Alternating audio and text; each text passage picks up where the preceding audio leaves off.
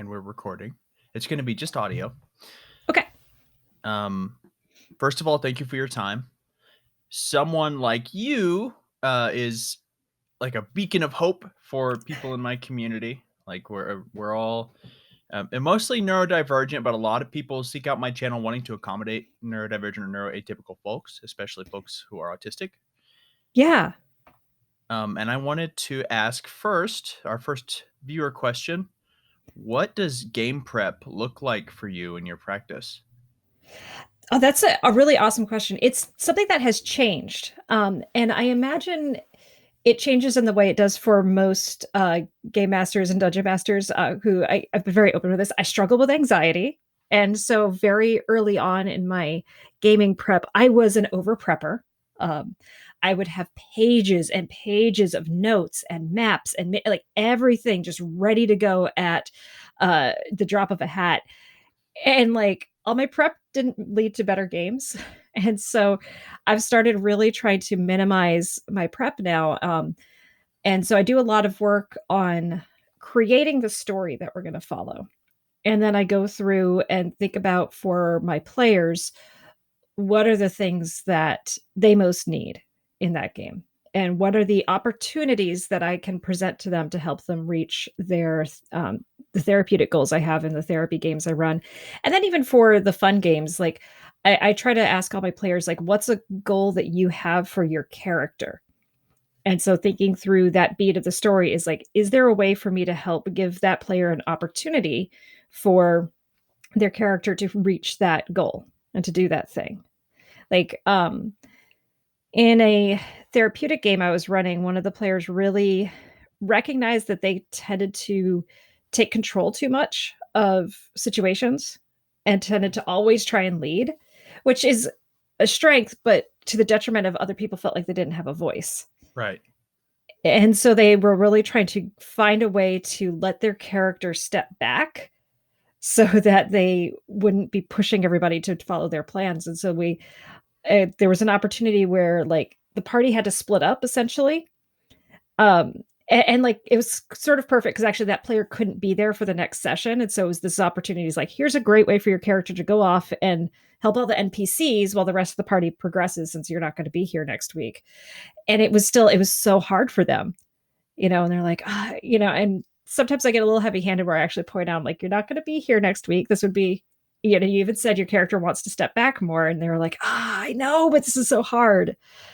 And so thinking through, those opportunities. And I think specifically for the neurodiverse, especially those on the autism spectrum, one of the big things I try to do, but I need to be even better at is being more explicit and talking about like the neurotypical players can pick up on what the tone of the game is and what things are just by how I'm describing things. But like, I have to be very explicit and say, like, this is, yes, we had some fun and made some silly ideas up, but we're still going to play this like a serious game that just has some silly stuff kind of woven into it.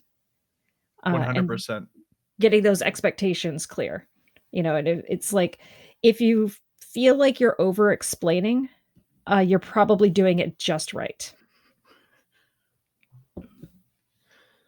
That's excellent. Yes, I like I said, in my community we have a broad range of neurodiversity, and it's been very educational for me about Mm-hmm. autism.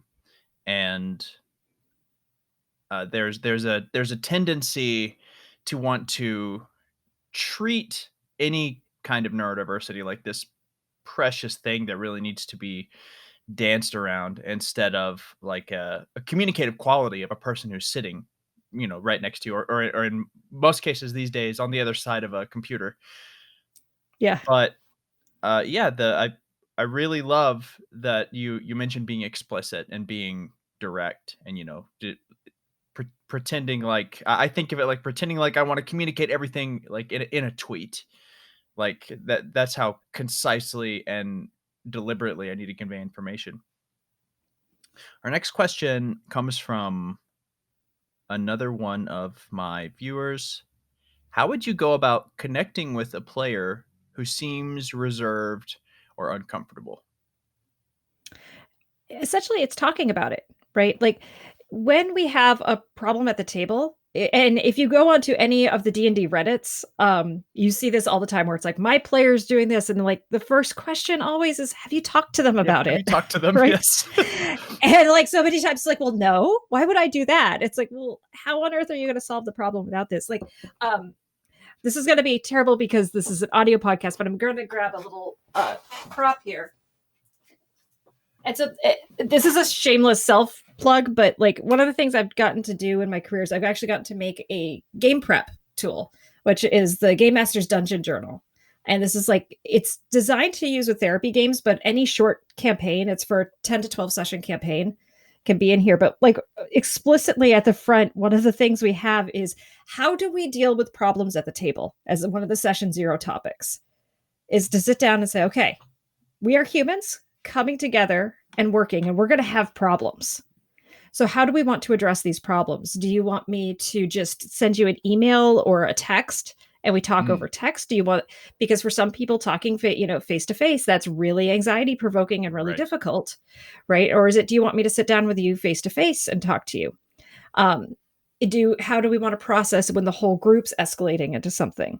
And so, like, it's trying to find those ways of slowing it down and talking about it. But like when someone's hesitant about things, it's important to ask like what's going on? Like just I know, my read of your body language is that you're not having fun or you seem really reserved and it's like a hard time. Is it hard for you to jump in and role play? Like help me understand what's going on here.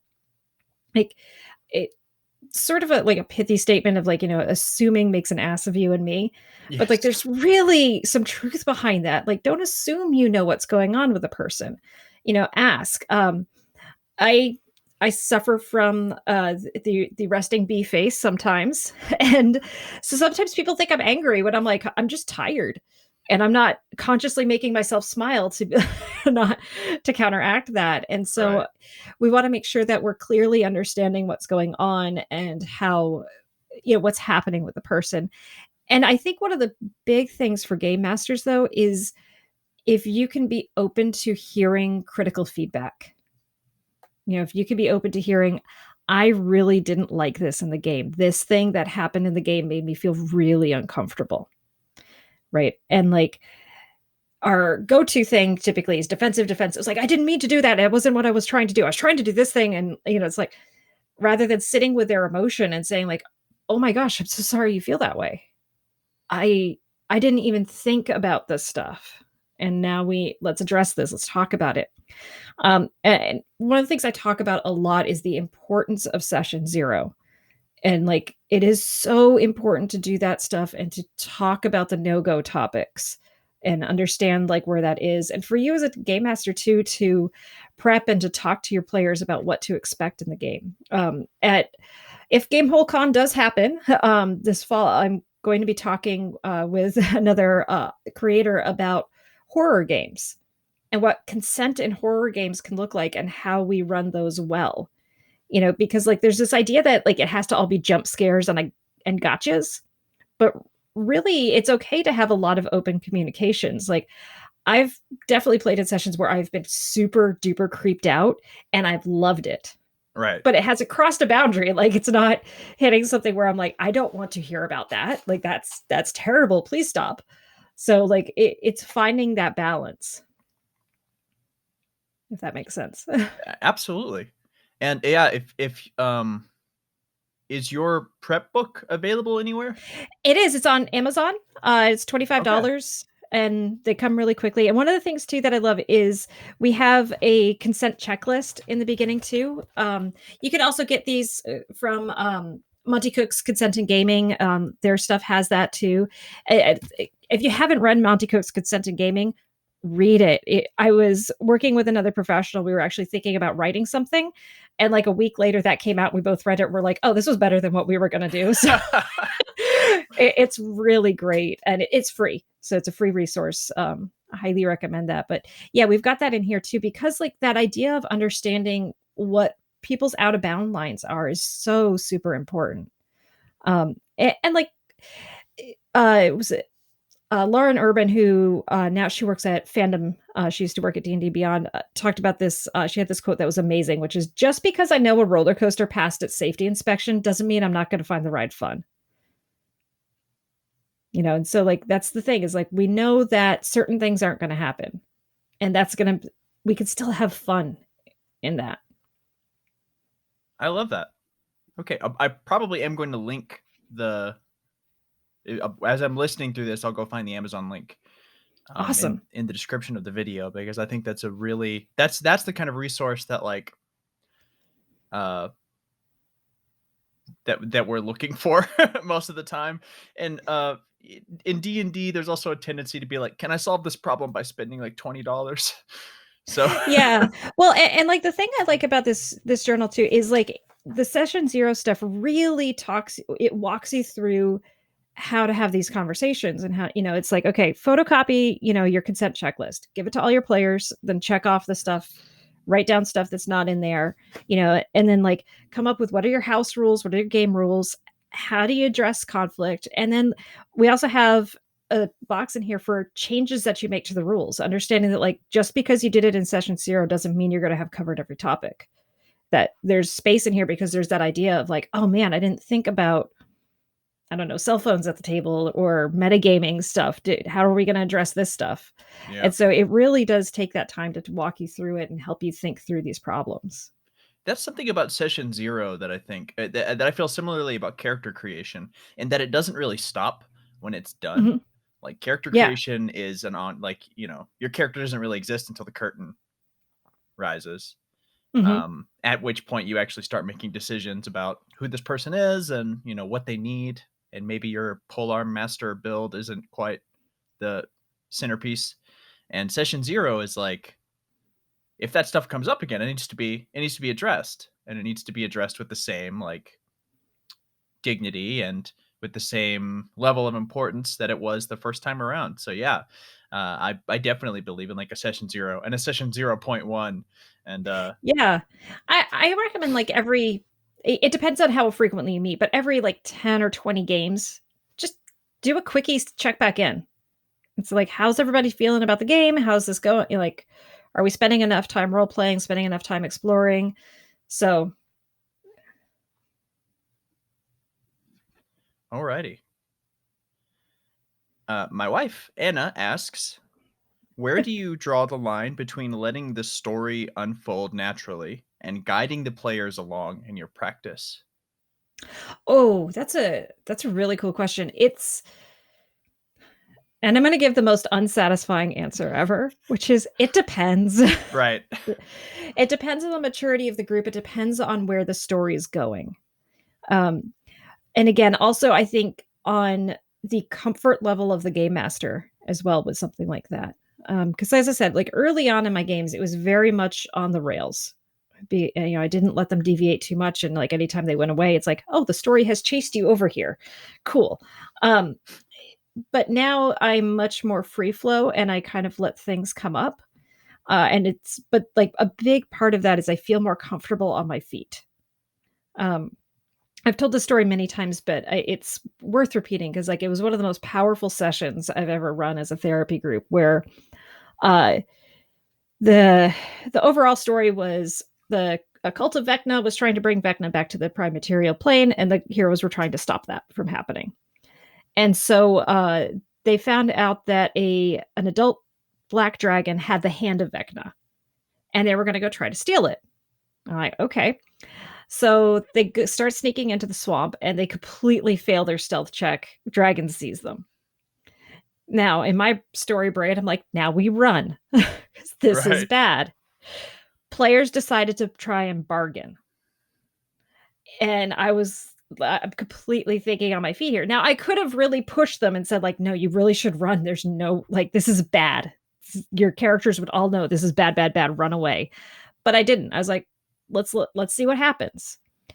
And those who are familiar with the lore of black dragons, the horde of a black dragon really is in corruption. That they like to corrupt the just. They like to corrupt the good. And in the party, there was a lawful good cleric, and that is just yum yum yum yum to the black dragon.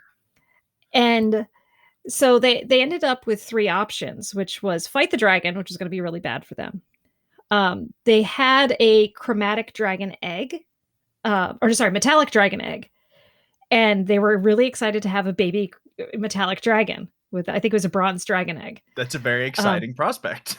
yeah, they were really excited to have a baby dragon in the party. Um, so like, give me that dragon egg was the second option. And then the third option is I'll give you the hand, but I'm going to put it on this cleric. And the player was all like, yeah, to put the hand of Vecna on me. And like the rest of the party was sitting there going, no, no, no, no, no. like there, it was of all the games I've run, I think that one was the most powerful. Well, maybe second most powerful, but there was legit tears and stuff, and they were and talking about this and going like, it sucks to give up this egg, but that's better than you. And like it was a lot of process, and they eventually it was, there was a point where like the dragon had transformed into human form and was getting ready to cut off the hand of the cleric when they're finally all like, no, don't do that. Yeah, I did the DM trick of slowing time down.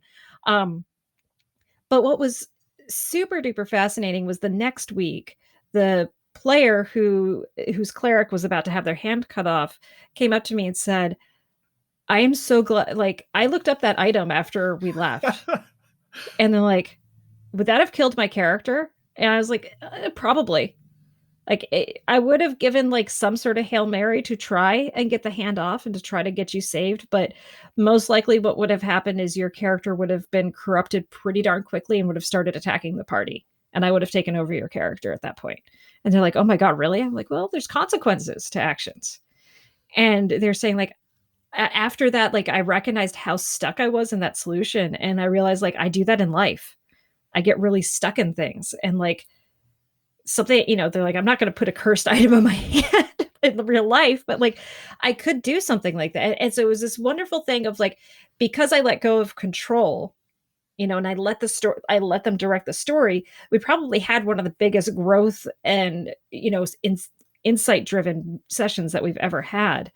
And like during the whole choosing process, we paused the game for a moment and I talked about how this was sort of like life, that we like to think in life we get an awesome opportunity and then this terrible decision. So obviously we're going to take the awesome opportunity. But as you start to live, like, you realize pretty quickly well, there's this decision that has some good parts and a lot of bad parts. There's this decision that has some good parts and a lot of bad parts. And then there's this one that has some good parts and a lot of bad parts. Which bad parts am I willing to live with? Right. Yeah, you've got to choose your hard.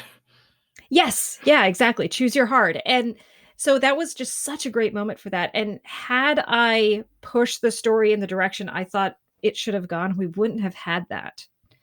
And so this is to say, though, I felt personally very comfortable with running things and understanding how stuff was going to go. If you're a DM and you're like, I'm scared and nervous because I think this could go really super duper bad, and I don't feel comfortable with that. Because remember, as a game master, you're also a player. And so like your comfort and satisfaction matters too. And so like, think about it. Like, if you don't want to completely nix what the players want to do, maybe say like, guys, you went in a direction I was not expecting. I am not prepped for this, and I really need some time to think. And so we're going to end early, or let's play another game for like 20 minutes while I go collect my thoughts, because like that's okay too. Yeah, that's when you break out Red Dragon Inn and say, be right back. Yep. Yeah. Or like throw some Dungeon Mayhem on the table and be like, all right, y'all do that for a second. So you did mention that was the second most powerful moment, which I have to ask, what's the first?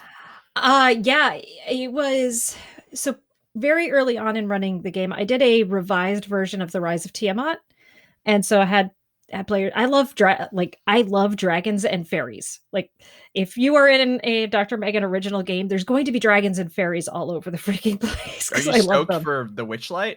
Yes, good. Yeah. God, I can't wait for that. It's gonna be so cool. Yeah, playing in a Curse of Strahd campaign, and I am just eating it up too. I love it. I love all the like gothic horror-y fantasy stuff, Feywild things. But so like there were dragons, and like the big bad in that campaign was a green dragon. who had been mostly polymorphed and was manipulating everything to try and bring back Tiamat. And the party figured it out and they had the final battle. And they did an amazing job of planning for this battle. They found a place where they could corner the dragon inside, where it couldn't fly away, but it also couldn't destroy everything. They gathered all of their allies and they had a successful ambush. And so they defeated it in its polymorph form, then it turned into its dragon form, but it was confined inside of a large barn that it couldn't break out of and fly. And so they nixed that and they killed the dragon. And like, I was totally expecting when they got the killing blow that the room would just erupt in cheers because they've been working on this for weeks and weeks and like months, actually. We've been about a year doing this campaign. And we got to the killing blow, we described it, and all of a sudden everybody in the room just burst into tears. And I had this panic moment of like, oh my God, what's going on? Did I do something wrong? And I'm like, are you guys, I choke up thinking about this. I was like, are you guys okay? What happened? And like, one of the players pulled it together enough to go, look what I can do when I'm with my friends. Oh no, that's so good. And because so many of these, like, so my therapy groups, like a lot of times the girls are Aspie, they're ADHD, they are super socially anxious. And so they are bullied, they are ostracized, they don't, and like this group of friends came together and defeated this dragon and saved this kingdom. And it was just so beautiful. And I was just like, oh my God, you guys are amazing. So yeah, that was the number one. That's one of the coolest things I've ever heard in my life. Yeah. All right, last viewer question. What is one what's the one biggest thing that a dungeon master could do to make games more accommodating? Session 0. Seriously, talking about that. You know, and again, like, sorry, I'm plugging my journal so much, but one of the things we have in here too is talking about your players, the player information. And so, like, the backstory of the character, how the player wants to see their character grow, you know, treasure that you have for the character, but then also thinking about relevant stuff about the player, right? Like, uh, you know, just saying, like, are there any learning? Do you have any learning issues? Like, are you know somebody with like mathematics disorder who can't add really quickly? It's like, would you like to use a dice roller instead of rolling real dice? You know, like somebody with a learning disability, like, you know, reading disability, like, you know, early on if they are learning the game, going like, wizard might not be the best starting spot for you, Right. right? Like, if you want to do magic, let's do sorcerer, where you're still magic, but like You your like list four is a little. spells. Yeah. Yeah, yeah, it's not like, let me choose between these 20 spells I'm gonna have to reread through every day while I learn them. Um, you know, and so just thinking about that stuff and like the big thing too is especially for players that I would say like are high school age and up, if there is some sort of need, whether that be ADHD, anxiety, learning disabilities, you know, physical limitations, they know what they need. And so just ask, you know, like I have small children, and so I love the wisdom that is in kids' books. And there's this very cute series called Piggy and Gerald, and there's a bird on your head, and like the elephant gets a bird nest on his head and is very upset about this, and just throws this little fit, and the pig's like, "Well, what's the matter?" It's like, "I don't want a bird nest on my head." It's like, "Well, why not ask them to go?" It's like, "Well, ask them." Yeah, ask them. It's Required like, reading for every dungeon master. yeah, it's like, yeah, it's like, okay, can you please leave? And they're like, oh, sure, we'll leave. You know, and so there's ask your players, like, what do you need to succeed? Like, what's going to be the most comfortable for you? You know, you said that like you're on the autism spectrum. What are the things that I can do to help you the most? Where are the things that you struggle the most? If I notice you having a problem, what's something I can do to help? You know, how can I get you, you know, like I noticed that when you get angry, you completely shut down and you're unresponsive. I don't want that to happen. How can we help you process your anger so you don't shut down? You know, and just ask the person, get them to be on your side, work on the problem together rather than you against the player or you trying to manipulate the player. A follow-up question from me. Mhm. Uh, any advice for someone who has, like me, who has trouble understanding like a group dynamics when I'm first joining a group? Uh, how can we be better players? I think if you're especially so if I'm understanding the question, it's sort of you maybe joining a group that's established or something along those lines, Right. or just joining a group. Sit back and watch, right? Um, observe for a little while, especially if you're coming into a group that's established. It's good to take a session or two just to kind of sit back and watch. Um, for players, again, asking questions, coming in and saying like, what does your group need? Do we need somebody who's got some healing? Do we need a hard hitter? Do we need somebody who can do range stuff? Who could like what? How can I help? What would be good to and then trying to build off of other people. Like if so for those who are neurodivergent, especially like on the autism spectrum, one of the best things you can do to help feel accepted and to have people really celebrate you being around is help other people.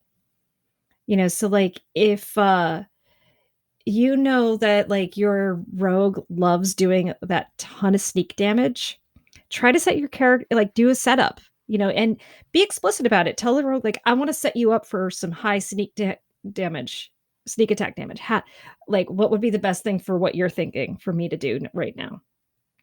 Or like if the cleric gets frustrated with having to heal all the time and never getting to use their damage spells, maybe it's like, all right, I'm going to go when we get to town, I'm going to spend my gold on some healing potions. So you don't have to heal everybody all the time. They can drink those first and you could actually like have some fun in combat, you know? And so that's a really good way. Cause remember, this is a team sport, right? It's a group coming together and working together. As a game master, one of the things that I do to help foster that is sometimes I do shared initiative where I have players team up and then they go at the same time and so they can tag team off of each other to do combo moves and things like that. That's really And cool. it's really fun to see how they combine powers and what they do with that. And then it allows the players to have somebody else look over their character sheet to know what they do and learning a little bit more about what happens. And that way it's not all like, what do you do in this moment? Where it's like, I don't Right. know. Everyone's It's eyes like, on you. Yep. yeah, it's like, okay, so it's you, it's, player one, player two, it's your turn. What do you two do together? It's like, okay, well, first I'm going to do this. And then after they do that, I'm going to do this thing. And then like, it's really cool to kind of see that movement together. And that can help a lot too for new players to bring down the anxiety and to welcome people into the group. All right. We're well past our 20-minute mark, but do you have time for one more question? Yeah, yeah. Okay. So one, I'm struggling to put this to words exactly. So pardon Just do me your for just a best. moment. Um, Group dynamics are something that now I've noticed changes based on any, if you have 6 people, then that's like 60 combinations of Yeah. people that will change how everyone views their own roles, how you all view each other's roles, and have you do you explore that in the game? Do you set up these other group dynamics, and if so, how? It's nothing I've intentionally done. Okay. It does kind of come up, and it's sort of funny when the players start deciding who's who in the group. For one of my games, I started writing down the quotes that my players would say, and I think one of my favorites was the players to actually was to that lawful good cleric. They're like, "You're like a mom, but scary." And like, but that was essentially this player was the "Did you pack your socks?" Kind of character. And it is interesting when we do sometimes talk about that explicitly of like what role do you see everybody kind of filling here and talking about that. And like I think something to understand too is like there's the expectation of what role we're going to fill and then the reality of what role we end up filling. And oftentimes they do not line up, and that's okay. And so just kind of sitting back and seeing that and I think it's like again, if you're not comfortable with the role your characters ended up with, or you're not loving the group dynamic that you see, again, talk about it. Talk about it. Like, don't just try to subtly manipulate it behind the scenes. Like, we need to talk about it. We need like to say like, "Hey, I noticed that this is what's happening when these things go on. How do we prevent this stuff from happening?" Like when so and so gets excited, they start moving all the pieces on the gaming table, and I don't really like I feel like my autonomy gets taken away. I don't like that. I want to support you in your excitement, but like I don't want you to take away like my ability to choose. And then we come to a discussion and then figure out how we're going to deal with that and address that. There's kind of an ongoing joke on my Discord server about like the solution to everything is talk to your players, but people Yes. are like, yeah, but what else could I do? Yeah, yeah. It's like, but I don't want to do that. And like one just kind of like dynamite question that I want to give everybody when you're doing this stuff is start with the phrase of help me understand. Because that's saying like I don't understand what's going on and I want to understand. It's like help me understand when this happens. What's going on? Help me understand why you shut down right then. Help me understand why you get quiet when these things go on. Because like what we're saying is like I don't see what you see and I want to see what you see. And that can be it's such a powerful tool. Just to say that like help me understand because like it takes humility of saying like I don't know everything and then that a willingness to learn and to connect with the other players. Thank you very much. That was an awesome answer. You were in the Army, correct? Yes.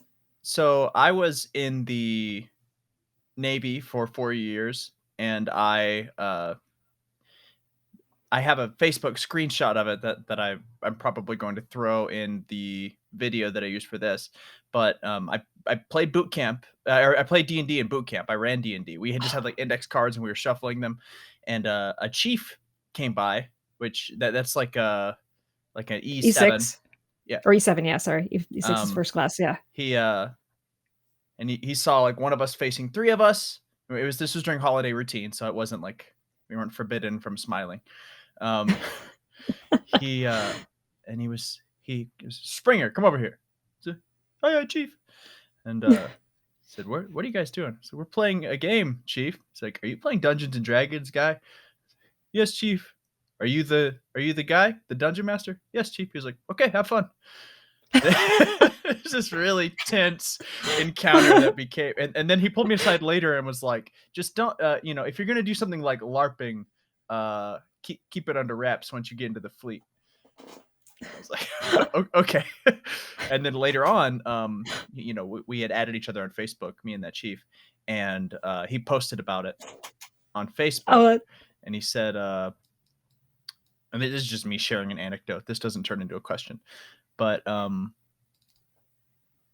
today during holiday routine, a group of my recruits were inboard of their racks, but still in the corner. They were huddled around some papers in the middle in a very familiar setup on the deck, three of them facing one of them. So I came up on them to confirm they were playing a makeshift game of D&D. They got freaked out. I smiled, provided some mentoring on how to handle their fun times in the fleet and to never LARP, and walked away, very amused and somehow proud. oh, that's awesome. Just thought I'd share that from one D&D's it's veteran come so DM to far. another. Yeah, but it's come so far from like the 1980s where it's like, you're worshiping Satan. It's like, no, Yeah, we're I'm not, sitting around and telling a story. and in the Bible Belt and here in West Texas where I live, like the Satanic Panic was on life support for like an extra 20 years. Yeah. There's still, my grandma still is like, well, are people casting real spells? It's like, what are you talking about, Grandma? I It's like, wish I yes, could cast oh my gosh. Tinser's floating disc. It would be really convenient on the bus. Yeah, yeah, no, but prestidigitation, come on, that's the spell that needs to That's the actually way. If I exist. could, I would cast it compulsively all the time. Every six Yeah, seconds of my life, I would prestidigitate something. yeah, yeah. It Well, would be like, like think the about this too, fidget because spinner of spells. it changes the flavor of food. So it's like, oh, I have to eat a kale salad again. Prestidigitation, this now tastes like ice cream. Yeah. Or am I eating vanilla ice cream for every meal? Yeah, perfect. Yeah. The chefs would be like, don't you prestidigitate that. That would be awesome. Dr. Connell, thank you very much for your time. Thank you so much for having me on here. This has been awesome. Yeah, and I'll probably reach out again at some point in the future, but I'm gonna chop this audio up, probably question Mhm. by question to get like Yeah, four or five videos out of it. I'll be sure to tag you on Twitter. perfect. And is there anything you'd like to plug? Just also, I run a live play D&D game called Clinical Role. All of my players are other psychologists or therapeutic game masters. It is ridiculous, goofy, and a lot of fun. And we play every other Monday on the Geeks Like Us Twitch channel. Awesome. All right. Well, I hope that you have a wonderful weekend. You too. Thank you so much. Thank you, and thank you All for right. everything that you do. Have a nice day. Thank you. All right. Bye bye.